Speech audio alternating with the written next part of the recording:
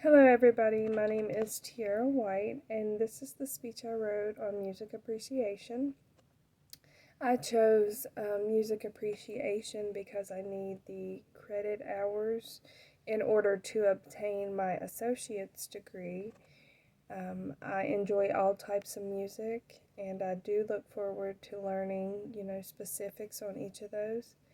I also chose the online course because I'm a full time employee and a full time mom, and this course actually just fit best with my schedule. So I'm looking forward to working hard and completing all my classes so that I can obtain my associate's degree in the arts here shortly. There are multiple eras of music. There's medieval, Renaissance, Baroque, classical, romantical. The classical music began in Greece and Rome.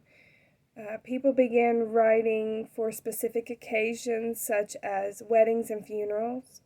The classical era is known as the golden age of music.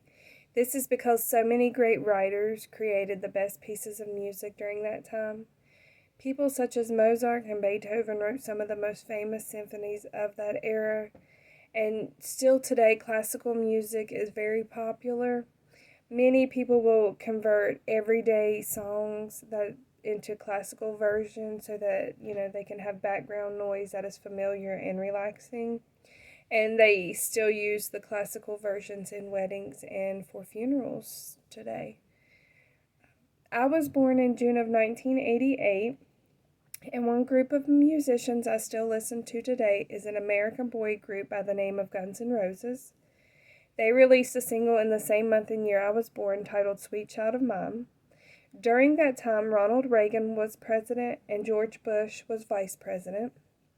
The first known computer virus, called the worm, was established on actual desktop computers, and fashion was known as punk fashion.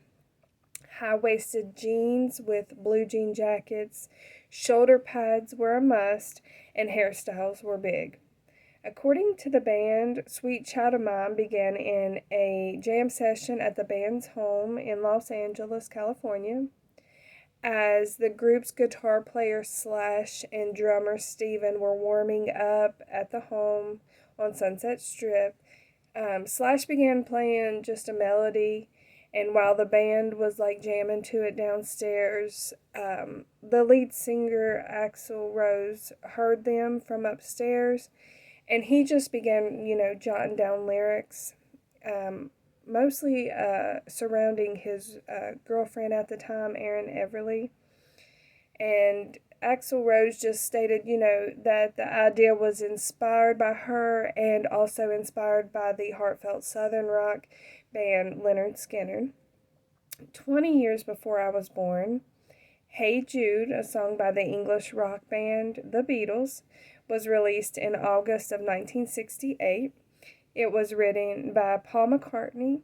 It has sold approximately 8 million copies and is frequently included in musical critics' list of the greatest songs of all time.